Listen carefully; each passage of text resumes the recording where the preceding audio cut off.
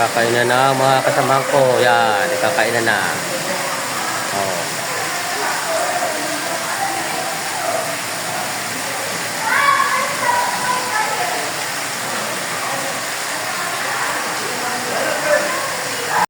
Yan yung kasama naming sobrang busog. Kaya nagpapababa ng kain kasi para makakain uli. Yan. Nag-i-enjoy yung aming mga kasama nag-swimming yan.